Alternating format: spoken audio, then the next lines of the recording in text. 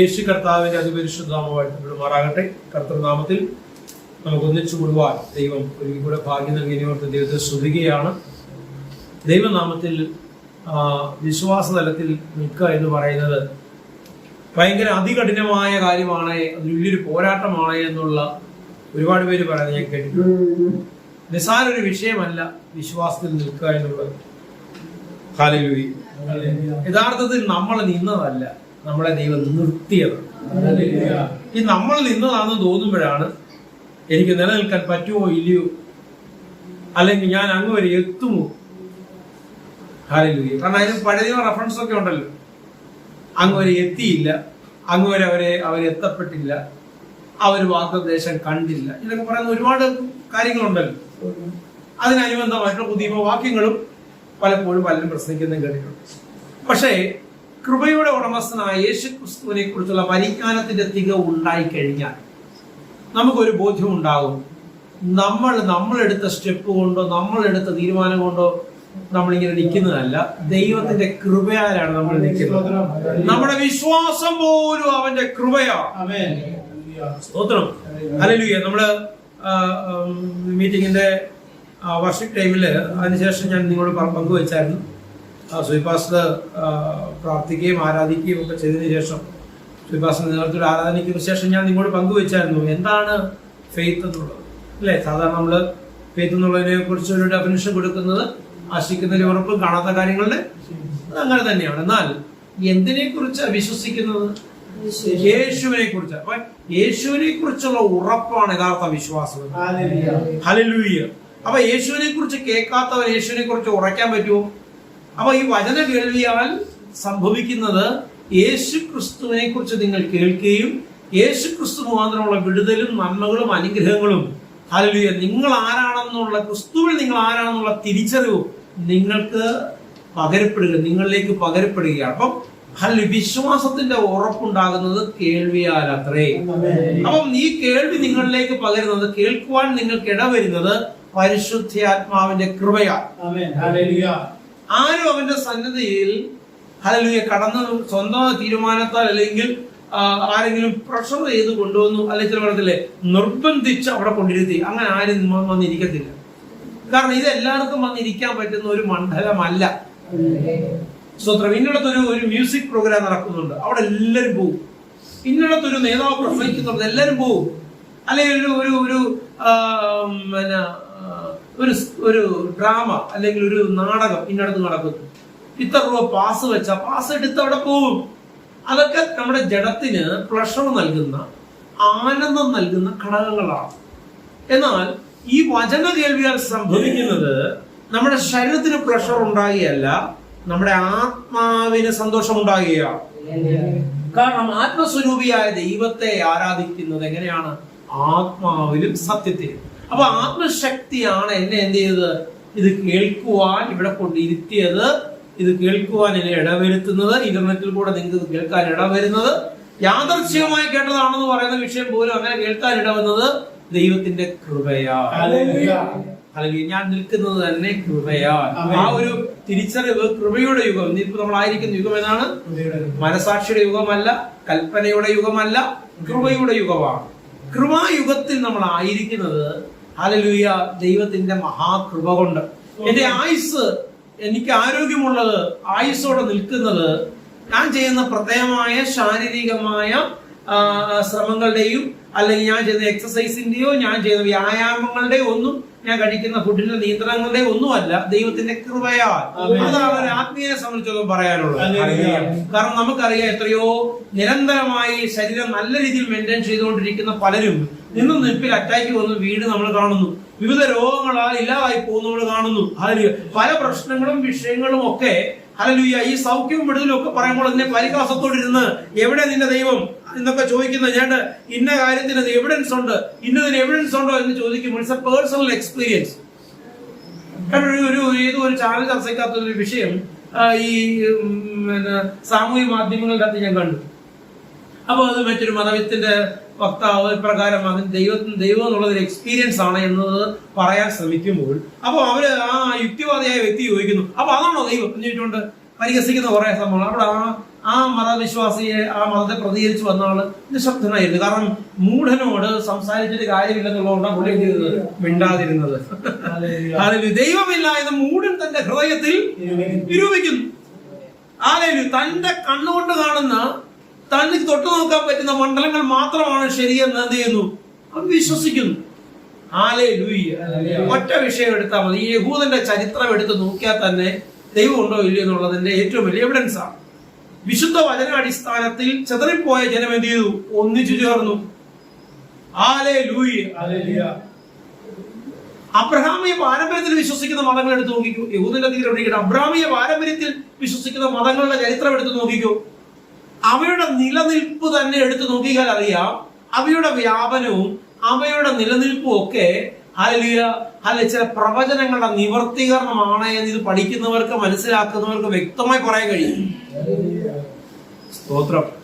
എത്രയോ വൈദ്യശാസ്ത്രം കൈവിട്ട എത്രയോ പേരെ അവിടെ ചെന്ന് തിരക്കിയപ്പോ ആ ഡോക്ടറില്ല, എന്നൊരു ഡോക്ടറില്ല. അവിടെ ചെന്ന് തിരക്കിയപ്പോ അവരില്ല. എടാ, നിന്റെ മുന്നിൽ, നിന്റെ അടുത്തൊക്കെ തന്നെ എത്രയോ പേര് മദ്യപാനങ്ങളെ കടിമകളായും മാറാ രോഗങ്ങൾ കടിമകളായിക്കൊക്കെ കടന്ന് എത്രയോ വീടുകളിൽ നിന്ന് സന്തോഷത്തോടും സമാധാനത്തോടും കഴിയുന്നു.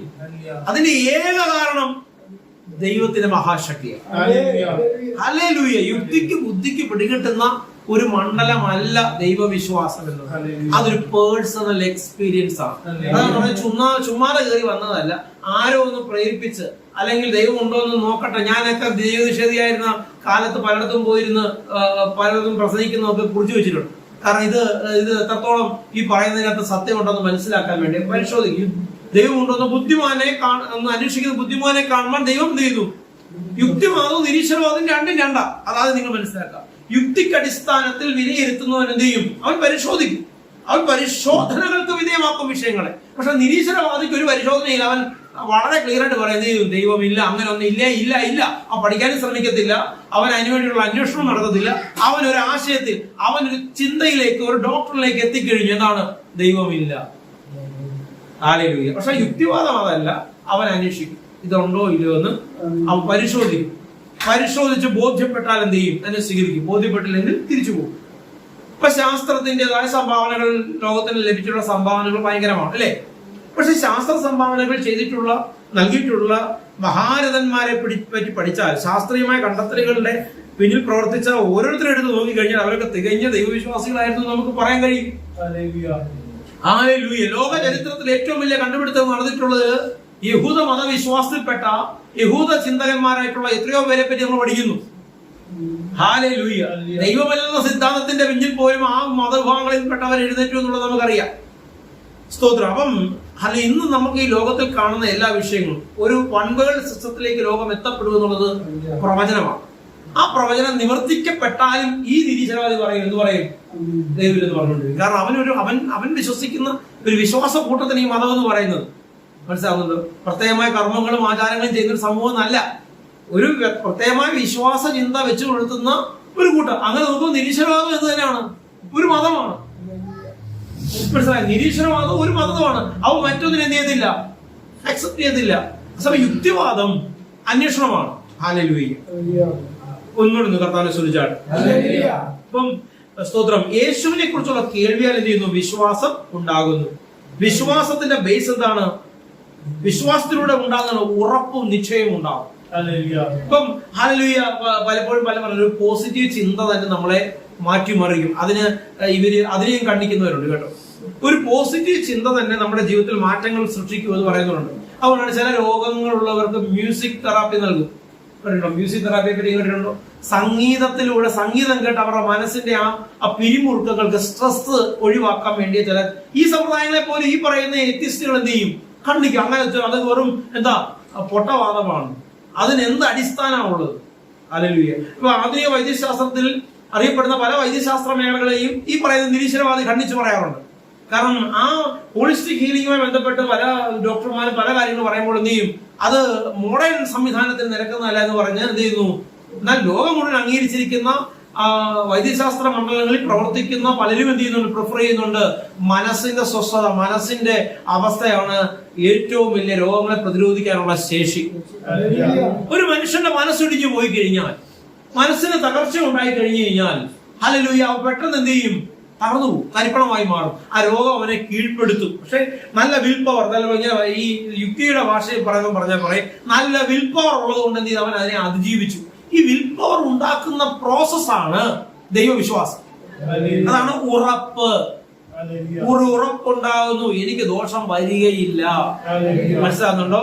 ഇപ്പൊ ലോകം പറയുന്നു, വൈദ്യശാസ്ത്രം പറയുന്നു ദോഷമുണ്ടാകും. ഹല്ലേലൂയ. കടവും ബാങ്കിൽ നിന്ന് പേപ്പറും വിളിച്ചു പറയുന്നു ദോഷം സംഭവിക്കും. ഹല്ലേലൂയ. എന്നാൽ ദൈവവിശ്വാസി വിളിച്ചു പറയുന്നു, ഇതിനകത്തൊരു വലിയ അത്ഭുതം ചെയ്യുവാൻ എന്റെ ദൈവം മതിയായവനത്രേ. എന്റെ ദൈവം ഹല്ലേലൂയ വഴിയില്ലാത്തത് വഴി തുറക്കുവാൻ വലിയവനത്രേ. ഹല്ലേലൂയ. അതാണ് വിശ്വാസി വിളിച്ചു പറയുന്ന അവന്റെ ഹൃദയത്തിൽ നിന്നൊരു പാട്ടാണ്. എന്താ? വഴിയൊരുക്കും അവൻ ആഴികളിൽ വലം കൈ പിടിച്ചെന്നെ വഴി നടത്തും. വഴിയൊരുക്കും അവൻ ആഴികളിൽ വലം കൈ പിടിച്ചെന്നെ വഴി നടത്തും. വാതിലുകൾ പലതും അടഞ്ഞിടിലും വല്ലവൻ പുതുവഴി തുറന്നീരേ. വാതിലുകൾ പലതും അടഞ്ഞിടിലും വല്ലവൻ പുതുവഴി തുറന്നീടുമേ. എനിക്കായി കരുതും അവൻ കഷ്ടങ്ങളിൽ നല്ല തുണയേശു. കണ്ണുനീരവൻ തുറയ്ക്കും. ഓ കഷ്ടങ്ങളിൽ നല്ല തുണയേശു. കണ്ണുനീരവൻ തുടയ്ക്കും. അതിൽ എന്റെ കണ്ണുനീരിനെ തുടയ്ക്കുന്ന നല്ലവനായ ഒരു ദൈവം, കഷ്ടങ്ങൾ മറുപടി തരുന്ന ഒരു ദൈവം. ഹല്ലേലൂയ. ഏത് വഴികൾ അടഞ്ഞാലും ഏതൊക്കെ വാതിൽ അടഞ്ഞാലും എനിക്ക് വേണ്ടി ഒരു വാതിൽ തുറക്കാൻ കഴിവുള്ളൂ. യുക്തിയുടെ ബോധം അല്ലെങ്കിൽ ബോധമണ്ഡലം, എന്റെ കോൺഷ്യസ് മൈൻഡ്, ബോധമണ്ഡലം വിളിച്ചു പറയുന്നു എല്ലാ മേഖലയിലും അടഞ്ഞിരിക്കും. ഒരു പോസിബിലിറ്റി ഇല്ല, ഒരു സാധ്യതകളുമില്ല, മറുപടി ഉണ്ടാകാൻ ഒരു വഴികളുമില്ല. ഹല്ലേലൂയ. ചില പറയാനായിട്ടുണ്ട്, പ്രാർത്ഥിക്കാൻ വേണ്ടി ചില പറയാനായിട്ടുണ്ട്, പക്ഷെ ഒരു 10 പൈസ തരാൻ ആരുമില്ല. എങ്ങനെ ഇതിനൊക്കെ മറുപടി ഉണ്ടാവും? പക്ഷെ കുറച്ച് സമയത്തിന് ശേഷം അവരിൽ നിന്ന് വലിയ സാക്ഷ്യം കേൾക്കാൻ വന്നിട്ടുണ്ട്. ചിന്തിക്കാത്ത തലത്തിൽ നിന്ന് ചില വ്യക്തികൾ എനിക്ക് വേണ്ടി എന്ത് ചെയ്തു? ആ ദൈവം എനിക്ക് വേണ്ടി ആളെ ഒരുക്കി തന്നു. നിന്റെ സ്വന്തക്കാർ ചിലപ്പം മിണ്ടാതിരിക്കും, ബന്ധക്കാരും മിണ്ടാതിരിക്കും. നിന്റെ 10 പൈസ ഇല്ലാതെ വരുമ്പോൾ സകലിൽ നിന്നെ ഇട്ടിട്ട് പോകും. പക്ഷേ എനിക്ക് എന്റെ ദൈവം എനിക്ക് വേണ്ടി വഴി തുറക്കുമെന്ന് ഒരു വിശ്വാസി വിളിച്ചു പറയും. അപ്പൊ അവിശ്വാസത്തിന്റെ തോതിൽ നിൽക്കുന്ന അല്ലെങ്കിൽ യുക്തിയുടെ ബോധമണ്ഡലത്തിലൂടെ കോൺഷ്യസ് മൈൻഡിലൂടെ വിഷയങ്ങളെ കാണുന്നു പറയും എല്ലാ വാതിലും അടഞ്ഞിരിക്കുക. അതാണ് വസ്തുത. കേട്ടോ, അതാണ് വസ്തുത, ഫാക്ട്സ്. ഡേറ്റാസ് എന്ന് വിളിച്ചു പറയുന്നു, കളക്ട് ചെയ്യപ്പെടുന്ന ഡേറ്റാസ് മനസ്സിലൊരു ചിത്രം ഉണ്ടാക്കിയ മറുപടിയില്ല, മറുപടിയില്ല, മറുപടിയില്ല. പക്ഷെ വിശ്വാസി വിളിച്ചു പറയുന്നു എന്റെ ദൈവം എനിക്ക് മറുപടി തരുവാൻ മതിയായവനാണ്. അവനാണ് അവന്റെ ഉറപ്പ്. വിശ്വാസത്തിലൂടെ ഒരു ഉറപ്പുണ്ടാകുന്നു. ആ ഉറപ്പ് ഒരു പൂർണ്ണ നിശ്ചയത്തിലേക്ക് നടത്തുന്നു. എന്താ പൂർണ്ണ നിശ്ചയം? എല്ലാവർക്കും പലതും എന്താ എന്റെ കാഴ്ചകളെല്ലാം മങ്ങിപ്പോയി പറയുന്നു. എന്റെ വിഷൻസ് എല്ലാം ഇല്ലാതായി, കാഴ്ചകളെല്ലാം മങ്ങിപ്പോയി. കണ്ണട വെച്ചാലും കാണാത്ത രീതിയിൽ എന്റെ കാഴ്ചകൾ മങ്ങിപ്പോയി. എന്റെ ഹൃദയത്തിന്റെ വിചാരങ്ങളും ആഗ്രഹങ്ങളും ഇനി നടപ്പാകുമെന്ന് എനിക്ക് ചിന്തയില്ല എന്ന് പറഞ്ഞ് കേട്ടിട്ടുണ്ട്. പക്ഷേ വിശ്വാസത്തിന്റെ ദൈവത്തിലുള്ള അടിയുറച്ചുള്ള വിശ്വാസം മുഴുവൻ വിളിച്ചു പറയും എനിക്കുറപ്പുണ്ട്, ഞാൻ ചിന്തിച്ചത്, ഞാൻ ആഗ്രഹിച്ചത് എന്റെ ജീവിതത്തിൽ ചെയ്തു തരുവാൻ എന്റെ ദൈവം മതിയായവനത്രേ. ഞാൻ എന്റെ ദൈവം എന്റെ ദൈവത്തിന്റെ സന്നിധിയിൽ വെച്ച വിഷയങ്ങൾക്ക് മറുപടി ഉണ്ടാവുക തന്നെ ചെയ്യും. എന്റെ കണ്ണുനീരിനെ അറിയുന്ന ദൈവം, എന്റെ വിലാപങ്ങളെ അറിയുന്ന ദൈവം, എന്റെ കണ്ണുനീരിനെ തുടയ്ക്കുവാൻ, എന്റെ വിലാപങ്ങളെ മാറ്റുവാൻ, എന്നെ ആനന്ദകരമായ അനുഭവങ്ങളിലൂടെ കൊണ്ടുപോകാൻ അവൻ മതിയായവനത്രേ. അതാണ് വിശ്വാസത്തിലുള്ള ഉറപ്പും പൂർണ്ണ നിശ്ചയം ഉണ്ടാകും. കേട്ടോ, വിശ്വാസത്തിലൂടെ ഉറപ്പും പൂർണ്ണ നിശ്ചയവും ഉണ്ടാകുന്നു. അല്ലയോ? റോമൻസ് 10:17 നമുക്കൊന്ന് എടുക്കാം. റോമൻസ് 10:17 എടുത്ത് ആരെങ്കിലും വായിച്ചാട്ടെ. റോമൻസ് 10:17. ആകയാൽ വിശ്വാസം കേൾവിയാലും കേൾവി ക്രിസ്തുവിന്റെ വചനത്താലും വരും. അതാണ് ഞാൻ നേരത്തെ പറഞ്ഞൊരു വിഷയം. എന്താണ് വിശ്വാസം? യേശുവിനെ കുറിച്ചുള്ള ഉറപ്പാണ് എന്നെ സംബന്ധിച്ചുള്ള വിശ്വാസം. എങ്ങനെയാ ഈ വിശ്വാസം ഉണ്ടായത്? വിശ്വാസം മുദ്ര വായിച്ചേ. ആകയാൽ വിശ്വാസം കേട്ടോ. എവിടെയിരിക്കുന്നവരൊക്കെ എല്ലാവരും പഠിക്കേണ്ട, മനസ്സിലാക്കേണ്ട ഒരു ഭാഗമാണ്. ഒരുപാട് അങ്ങ് പഠിക്കാൻ പറ്റിയില്ലെങ്കിൽ, ഒരുപാട് വാക്യങ്ങൾ ഹൃദ്യസ്ഥമാക്കാൻ പറ്റിയില്ല, ഈ വാക്യം ഒന്ന് ഹൃദ്യസ്ഥമാക്കി നോക്കി, പിന്നെ നിന്റെ നെഞ്ചിലെ ആ ഭാരം എല്ലാം തന്നെ പൊക്കോളൂ.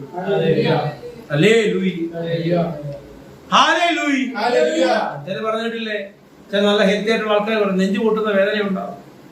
എന്താ കാര്യം? എക്സസൈസ് ചെയ്യുന്നില്ല. കഴിഞ്ഞ ദിവസം ചെറുപ്പക്കാരന്റെ മരണ വാർത്ത കേൾക്കാണ്ട് ഒരു രാഷ്ട്രീയ പ്രസ്ഥാനത്തിന്റെ വളരെ സമ്പന്നനായ ഒരു ചെറുപ്പക്കാരൻ, നല്ലൊരു പയ്യൻ. ആ ചെറുപ്പക്കാരൻ വളരെ ഹെൽത്തി ആയിട്ടൊരു പയ്യൻ, അമിതമായ തടിയോ ഒന്നുമില്ലാത്ത വളരെ ഹെൽത്തി ആയിട്ടൊരു ചെറുപ്പക്കാരൻ അറ്റാക്ക് വന്ന് മരിച്ചു. ഹാർട്ട് അറ്റാക്ക് ഉണ്ടായി. അപ്പം ഹാർട്ട് അറ്റാക്ക് ഉണ്ടാകുന്നതിന് നമ്മൾ കഴിക്കുന്ന ഭക്ഷണമൊക്കെ ഘടകമാണെന്ന് പറയുമ്പോൾ തന്നെ സ്വസ്ഥതയില്ലാത്ത അനുഭവം ഉണ്ടായാലും എന്തുണ്ടാകും? അതിയായ സമ്മർദ്ദം ഉണ്ടായാലും, ഹൃദയത്തിലുണ്ട് താങ്ങാൻ പറ്റുന്നതിന് അപ്പുറത്ത് കയറി വന്നാൽ എന്തുണ്ടാകും? ഒരു മനുഷ്യന് താങ്ങുന്നതിനൊരു പരിധിയുണ്ട്. ആ പരിധിക്ക് അപ്പുറത്തുള്ള ലോഡ് കയറിയാൽ അവൻ തീർന്നു. ഒരു പരിധിക്ക് അപ്പുറത്തൊരു മനുഷ്യന് താങ്ങുന്നതിന് അപ്പുറത്ത് എല്ലാം കൂടെ കയറി വന്നാൽ നീ പിടിച്ചു നിൽക്കാൻ പറ്റാതെ വരും. അല്ലേ? എന്നാലേ നിന്റെ ഭാരം എല്ലാം കൂടെ കർത്താവിനോട് കൊടുത്താൽ നീ ഫ്രീ ആവും കേട്ടോ. നിന്റെ ഭാരങ്ങളെ വഹിക്കാൻ കഴിവുള്ള ഒരുവനുണ്ട്. അവന്റെ സന്നദ്ധിയിൽ നിന്റെ വിഷയങ്ങളെ സമർപ്പിച്ചാൽ, ഹല്ലേലൂയ, അതാണ് വിശ്വാസം. എന്തുണ്ടാകുന്നു? കേൾവിയാൽ ഉണ്ടാകുന്നു. അല്ലെ? ഒന്നൊന്ന് വായിച്ചു. ആകയാൽ എല്ലാവരും ഒന്ന് പറഞ്ഞേ. ആകയാൽ വിശ്വാസം കേൾവിയാലും, കേൾവി ക്രിസ്തുവിന്റെ വചനത്താലും വരുന്നു. ഒരാമയും പറഞ്ഞാട്ട് ഗലാത്യൻസ് 3-ാം അധ്യായം അതിന്റെ 2-5 വാക്യങ്ങൾ. ഗലാത്യൻസ് 3:2-5. ഞാൻ ഇതൊന്ന് മാത്രം നിങ്ങളോട് എല്ലാരും എടുത്തോ. നിക്ക് പാസ്റ്റർ, ഒരു മിനിറ്റ്. എല്ലാരും എടുത്തോ. ഗലാത്യൻസ് 3:2-ാം വാക്യം ആദ്യം വായിക്കും. തുടർന്ന് നമുക്ക് 5-ലേക്ക് കിടക്കാം. അത് 2 വായിക്കും. 3:2. ഞാൻ ഇതൊന്ന് മാത്രം നിങ്ങളോട് ഗ്രഹിപ്പിക്കുവാൻ ഇച്ഛിക്കുന്നു. ഞാൻ നിങ്ങളൊരു കാര്യം പറയാനായിട്ട് ഒരു കാര്യം മാത്രം, അതിൽ മാത്രം ഫോക്കസ് ചെയ്യുക. വായിച്ചാൽ നിങ്ങൾക്ക് ആത്മാവ് ലഭിച്ചത് ന്യായപ്രമാണത്തോട് പറയുകയാണ്. നിങ്ങൾക്ക് ആത്മാവ് ലഭിച്ചത് എങ്ങനെ? ന്യായപ്രമാണത്തിന്റെ പ്രവൃത്തിയാലാണോ വിശ്വാസത്തിന്റെ പ്രസംഗം കേട്ടതിനാലാണോ? ക്ലിയർ ആണോ? ന്യായപ്രമാണത്തിന്റെ പ്രവൃത്തിയാലാണ്. ഈ നിൽക്കുന്ന ഞാൻ ഇവിടെ നിൽക്കേണ്ടി വരത്തില്ല. എനിക്ക് നിൽക്കാനുള്ള റൈറ്റ് ഇല്ല. മനസ്സിലാവുന്നുണ്ടോ? എനിക്കിവിടെ നിൽക്കാൻ ഇടവന്നതും ഇത് പറയുവാൻ ഇടവരുന്നതിന്റെയും ബേസ് വിശ്വാസത്താൽ. ആരെ കുറിച്ചുള്ള വിശ്വാസം? യേശു ക്രിസ്തുവിനെ കുറിച്ചുള്ള വിശ്വാസം. ഈ വിശ്വാസത്തിൽ എന്നെ ഉറപ്പിച്ചവന്റെ പേരത്ര പരിശുദ്ധാത്മാവ്. സ്തോത്രം. 2-ാം വാക്യം പൂർണ്ണമായോ? വായിച്ചാൽ എന്നാൽ നിങ്ങൾക്ക് ആത്മാവിനെ നൽകി നിങ്ങളുടെ വീര്യപ്രവർത്തികളെ ചെയ്യുന്നവൻ ന്യായപ്രമാണത്തിന്റെ പ്രവൃത്തിയാലോ വിശ്വാസത്തിന്റെ പ്രസംഗത്താലോ അങ്ങനെ ചെയ്യുന്നത്. എന്താണ് ഉത്തരം? വിശ്വാസത്തിന്റെ പ്രസംഗത്താൽ. അതായത് നിങ്ങളുടെ കർമ്മമാർഗം കൊണ്ടല്ല. അപ്പോസ്തലൻ പൗലോസ് ചോദിക്കുന്ന ചോദ്യമാണ്. കാരണം ഗലാത്യ സഭ എന്ത് ചെയ്യുക? ന്യായപ്രമാണത്തിന്റെ തത്വങ്ങളിലേക്കും പഴയ നിയമ കഥകളിലേക്കും എന്ത് ചെയ്യുക? അവിടെ നടക്കുന്ന പ്രസംഗങ്ങൾ മുഴുവൻ പഴയ നിയമത്തിന്റെ പ്രസംഗം. യേശു ക്രിസ്തുവിനെ കുറിച്ച് പ്രസംഗ വിഷയമില്ല. യഹൂദന്മാരുടെ കഥ. അതോടെ ഇസ്രായേൽ ഒരു ബോംബ് ഇട്ടാൽ, ഇസ്രായേലിന് അവിടെ ഒരു റോക്കറ്റ് വിട്ട് ഇവിടെ ഉടനെ എന്ത് ചെയ്യുക? വിശ്വാസി എല്ലാം കിടന്ന് തുള്ളിച്ചാട്. നിനക്കെന്താ പാടാ അവിടെ റോക്കറ്റ് വിട്ടതിന്? എത്രയോ പേരുടെ കുടുംബങ്ങളെ ഇല്ലാതാക്കുമ്പോൾ സന്തോഷിക്കുന്ന നീ എങ്ങനെ ക്രിസ്തുവിലാന്ന് പറയാൻ പറ്റും? അനാഥ കുഞ്ഞുങ്ങൾ തെരുവിൽ കിടന്ന് നിലവിളിക്കുമ്പോൾ യഹൂദൻ കാണിക്കുന്ന വെറിക്കൂത്തുകൾ, യഹൂദൻ കാണിക്കുന്ന മോശപ്പെട്ട പ്രവർത്തനങ്ങൾ കാണുമ്പോൾ ഇവിടുന്ന് കൈയടിക്കുന്നവനെ ക്രിസ്തുവിലാന്ന് പറയാൻ പറ്റത്തില്ല. അവൻ എവിടെ ഇരിക്കുക? ഇപ്പോഴും അവനിപ്പോഴും ന്യായപ്രമാണത്തിന്റെ അണ്ടറിയിരിക്കുന്നവൻ. അതുകൊണ്ട് അവന്റെ പ്രസംഗ വിഷയം യേശുവിനെ കുറിച്ചല്ല. അവന്റെ പ്രസംഗ വിഷയം മുഴുവൻ അവിടെ അങ്ങോട്ട് നോക്കൂ, എങ്ങോട്ട് നോക്കൂ. മോശയെ നോക്കൂ, അഹരോനെ നോക്കൂ, ഏലിയാവിനെ നോക്കൂ, ഏലീശയെ നോക്കൂ, മൊർദെഖായിയെ നോക്കൂ.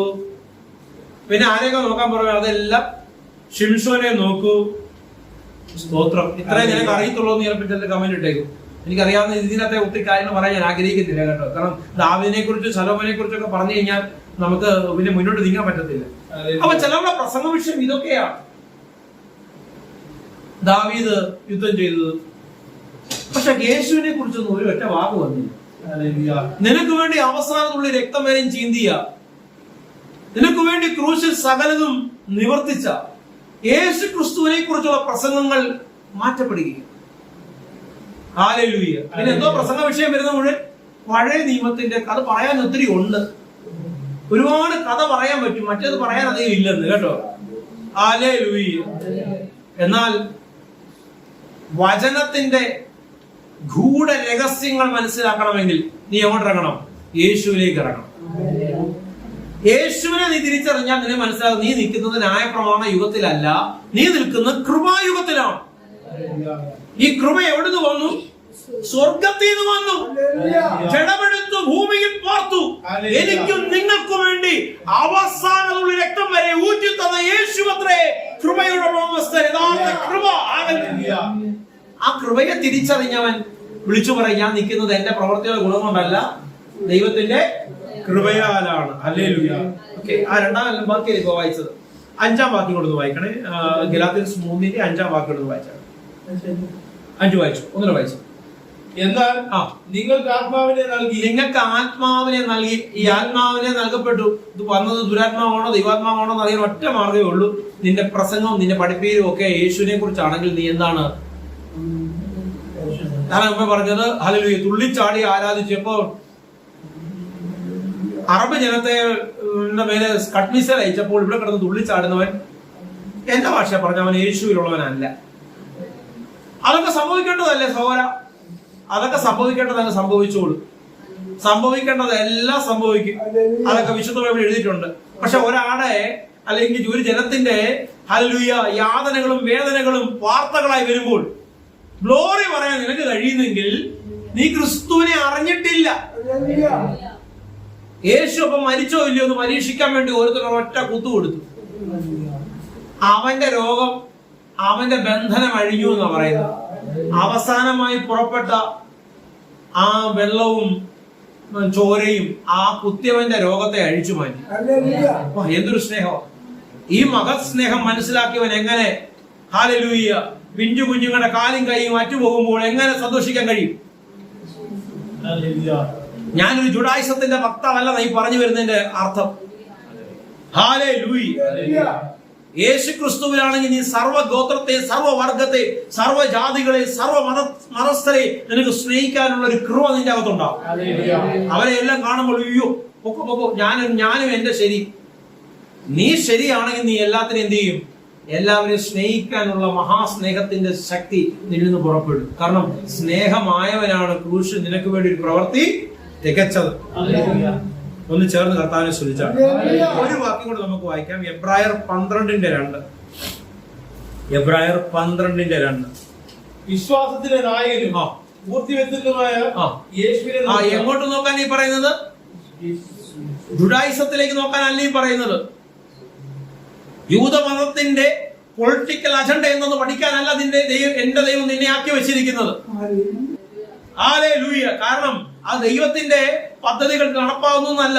ആന്റി ക്രൈസ്റ്റ്, ദൈവ നിഷേധ സംവിധാനങ്ങൾ, ദൈവവിശ്വാസത്തിന് വിരോധമായ ഒരു ശക്തി ഈ ലോകത്തിൽ ബലപ്പെടുന്നതിന്റെ എവിഡൻസ് ആയിട്ടാണ് എഴുതിയിരിക്കുന്നത്.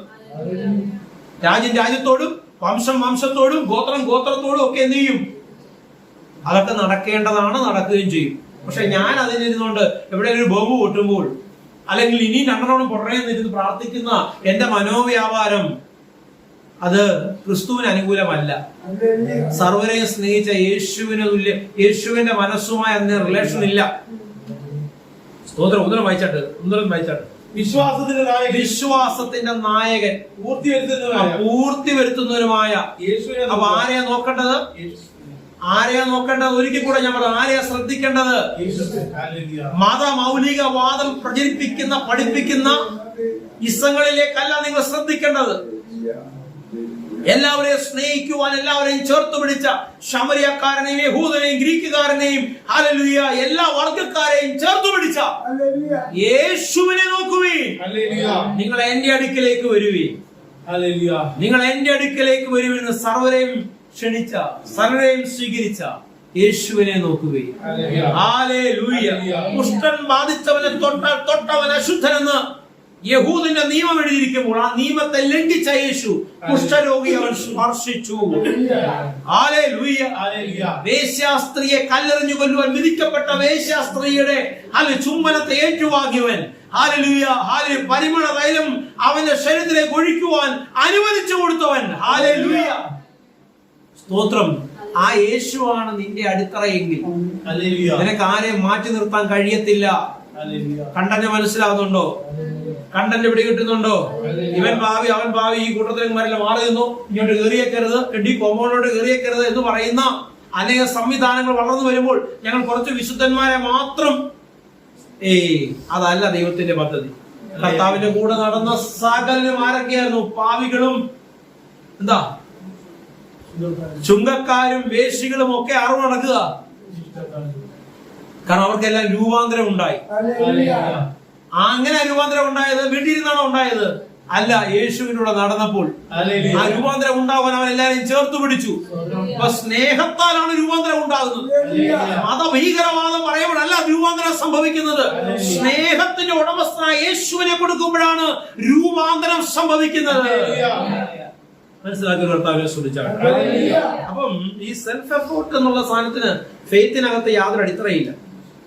വിശ്വാസം ഞാൻ നിലനിർത്തുകയല്ല, ദൈവത്താൽ അത് നിലനിൽക്കപ്പെടുകയാണ്. ഓരോ തവണ വചനം കേൾക്കുന്നു, കേൾക്കാൻ ഇടവരുത്തിയത് ആരാ? കർത്താവ്. നമുക്ക് ആരോഗ്യമുണ്ടല്ലോ നമ്മളിവിടെ ഇരുന്നത്, ഇവിടെ ഈ കൂട്ടായ്മയ്ക്ക് ഇരുന്നത്, നിങ്ങൾ ഇന്റർനെറ്റ് മുഖാന്തരം ഇത് കാണുന്നതാണ്. നിങ്ങൾക്ക് ആരോഗ്യമുള്ളതുകൊണ്ട്. അപ്പൊ നിങ്ങൾക്ക് ആരോഗ്യം തന്നത് നിങ്ങളെ കേൾക്കുവാനും കാണുവാനും ഇടവരുത്തിയ ദൈവത്തിന്റെ കൃപ. അല്ല, എന്റെ ഒരു പരിശ്രമം കൊണ്ട് ഞാൻ ഇങ്ങനെ നിന്നൊന്നല്ല, കൃപയാൽ നിൽക്കുന്നു. സ്തോത്രം. അപ്പൊ നമ്മൾ എവിടെയാ നോക്കേണ്ടത്? യേശുവിനെ നോക്കുക എന്ന് പറഞ്ഞ കൃപയിലോട്ടും തിരിയുക, കൃപയെ തന്നെ നോക്കുക. ഹല്ലേലൂയ.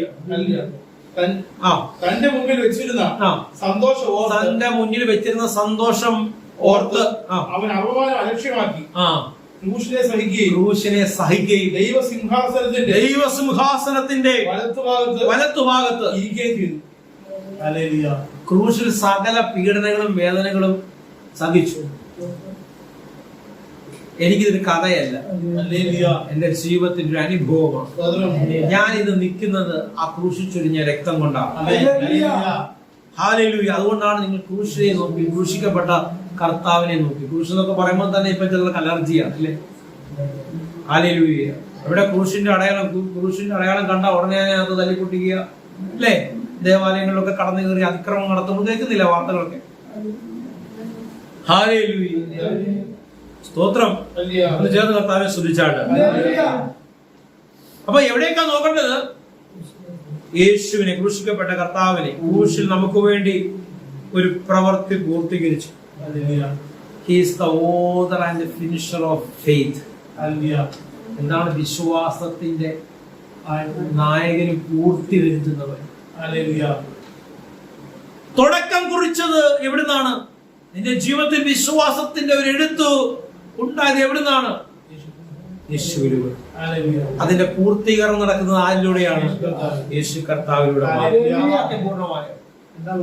രണ്ടാം വാക്യം, ആ വാക്യം എടുത്ത് ഒന്നുകൂടി വായിച്ചാട്ടോ. നമ്മള് മറ്റേ ആ ഗലാത്യൻസ് 3 റോമൻസ് 10:17 ഗലാത്യൻസ് 3:2-5 ഒക്കെ വായിച്ച പോലെ തന്നെ ഇതും വായിച്ചൊന്ന് ഹൃദ്യസ്ഥമാകേണ്ട വാക്യമാണ്. ഒന്നുകൂടെ വായിച്ചാട്ടെ. എബ്രായർ 12:2. വിശ്വാസത്തിന്റെ നായകനും പൂർത്തി വരുത്തുന്നവരുമായ യേശുവിനെ നോക്കുവിൻ. തന്റെ മുമ്പിൽ വെച്ച സന്തോഷം. എന്താ തന്റെ മുമ്പിൽ വെച്ച സന്തോഷം എന്ന് പറയുന്നത്? ആ ക്രൂശിലെ അപമാനം സഹിച്ചു എന്ന് പറയുന്നു. പിന്നെ എന്താ സന്തോഷം? നമ്മുടെ വിടുതലോട്, എന്റെയും നിങ്ങളുടെയും വിടുതലിന് വേണ്ടി അല്ലെ, നമുക്ക് വിരോധമായ കൈയെഴുത്തുകളെ മായ്ച്ചു കളഞ്ഞു. ക്രൂശ് നടന്ന പ്രവർത്തി നമുക്ക് വിരോധമായ കൈയെഴുത്തുകളെ മായ്ച്ചു എന്ന് പറഞ്ഞാൽ നിങ്ങൾക്ക് വിരോധമായ, നിങ്ങൾക്കെതിരെ ഉയർന്നു വന്ന ശാപം, രോഗം, ബന്ധനം എല്ലാം ക്രൂശിൽ എന്ത് ചെയ്തു? ഇല്ലാതാക്കി മാറ്റി. സ്തോത്രം. തന്റെ മുമ്പിൽ വെച്ചിരുന്ന സന്തോഷമോർത്ത് അവൻ യേശു കർത്താവ് അപമാനം അലക്ഷ്യമാക്കി ക്രൂശിനെ സഹിക്കുകയും ദൈവസിംഹാസനത്തിന്റെ വലത്തുഭാഗത്ത് ഇരിക്കുകയും ചെയ്തു. നമുക്ക് വേണ്ടി ഒരുവൻ സദാ പക്ഷപാതം ചെയ്യുന്ന ഒരാളുണ്ട്. ആരെ കുറിച്ച് പറഞ്ഞത്? യേശു കർത്താവ് കാൽവരി കൊലക്കളത്തിൽ നിങ്ങൾക്ക് വേണ്ടി ഒരു പ്രവൃത്തി വെച്ചു. നോക്കേണ്ടത് എങ്ങോട്ടാണ്? യേശു കർത്താവ് തികയ്ക്കപ്പെട്ട പ്രവൃത്തി.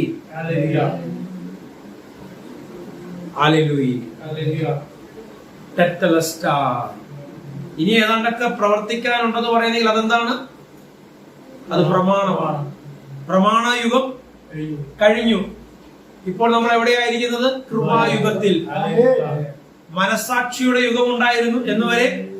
ന്യായപ്രമാണം എസ്റ്റാബ്ലിഷ് ആകുന്ന വരെ. ന്യായപ്രമാണം അവസാനിച്ചു. എപ്പോൾ അവസാനിച്ചു? യേശു ക്രിസ്തുവിലൂടെ അവസാനിച്ചു. കൃപയുടെ യുഗം തുടങ്ങി. കൃപയുടെ യുഗത്തിലാണ് നിങ്ങൾ ആയിരിക്കുന്നത്. നിങ്ങൾ ആയിരിക്കുന്നത് കൃപായുഗത്തിൽ അത്രേ. ഹല്ലേലൂയ. ഈ കൃപയുടെ യുഗം അടയുന്ന ഒരു ദിവസം വരും. കേട്ടുന്നുണ്ടോ? കൃപയുടെ വാതിലടയപ്പെടും. അപ്പൊ അതുകൊണ്ടാണ് ഇത് വിളിച്ചു പറയുന്നത്. ഇപ്പോൾ ഈ സ്നേഹം അറിഞ്ഞ്, ഈ സ്നേഹം, ഈ മഹത്വം തിരിച്ചറിഞ്ഞ്, ഹല്ലേലൂയ, നീ ഒരു നിലപാട് സ്വീകരിച്ച, അല്ലെ എന്റെ യേശു എന്ന് പറഞ്ഞാൽ മതി, എന്റെ അവസ്ഥ മാറുക തന്നെ. ദൈവം നിനക്ക് വേണ്ടി ചെയ്തതൊക്കെയും അറിയിക്കാതിരിക്കുക എന്നുള്ളതാണ് ആരുടെ ധർമ്മം? പിശാചിന്റെ ധർമ്മം. അത് അറിഞ്ഞു കഴിഞ്ഞാൽ പിന്നെ ഒരു ശക്തിക്ക് നിന്നെ എന്ത് ചെയ്യാൻ പറ്റത്തില്ല, ഒതുക്കാൻ പറ്റത്തില്ല. കണ്ണുകളടയ്ക്കാം, പ്രാർത്ഥിക്കാം. അരിമനാഥ, പ്രിയ പിതാവേ, അപ്പ അങ്ങയുടെ സന്നിധിയിൽ ഇന്ന് വചനം കേട്ടുകൊണ്ടിരുന്ന എല്ലാവരെയും അടിയിൽ സമർപ്പിച്ച് പ്രാർത്ഥിക്കുകയാണ്. സകലരുടെയും ജീവിതത്തിൽ നന്മകളും അനുഗ്രഹങ്ങളും അത്ഭുതങ്ങളും അടയാളങ്ങളും വെളിപ്പെടട്ടെ എന്ന് പ്രാർത്ഥിക്കുന്നു. സകല അനുഗ്രഹങ്ങളാലും സർവ്വനന്മകളാലും സകല നിറയപ്പെടുന്നതിനെ ഓർത്തു സ്തോത്രം. വിശ്വാസം യേശുവിനെ കുറിച്ചുള്ള കേൾവിയാൽ ബലപ്പെടുന്നു. ആ വിശ്വാസത്തിലുള്ള ഉറപ്പും ദൃഢനിശ്ചയവും പൂർണ്ണതയും ഉണ്ടാവും. എല്ലാ ഭാരങ്ങളും പ്രയാസങ്ങളും മാറി സന്തോഷകരമായ ഒരു അനുഭവം സകലരുടെയും ജീവിതത്തിൽ അങ്ങ് കൽപ്പിക്കുന്നതിനെ ഓർത്ത് സ്തോത്രം. കർത്താവിന്റെ അധികാരമുള്ള നാമത്തിൽ തന്നെ. Last time minister the bright ചർച്ചിന്റെ പ്ലാറ്റ്ഫോമിൽ നിന്നുകൊണ്ട് സന്തോഷത്തോടെ ഞാൻ പ്രഖ്യാപിക്കുകയാണ്, എന്റെ ദൈവം നിങ്ങളെ ഒരു നാളും കൈവിടത്തില്ല. ആ കൃപയിൽ തന്നെ ശരണപ്പെടുക, ആ കൃപയിൽ തന്നെ ആശ്രയം വയ്ക്കുക. ദൈവം നിങ്ങളെ ശക്തമായി ഉപയോഗിക്കട്ടെ, നിറയ്ക്കട്ടെ, ശക്തീകരിക്കട്ടെ. ആമേൻ, ആമേൻ, ആമേൻ.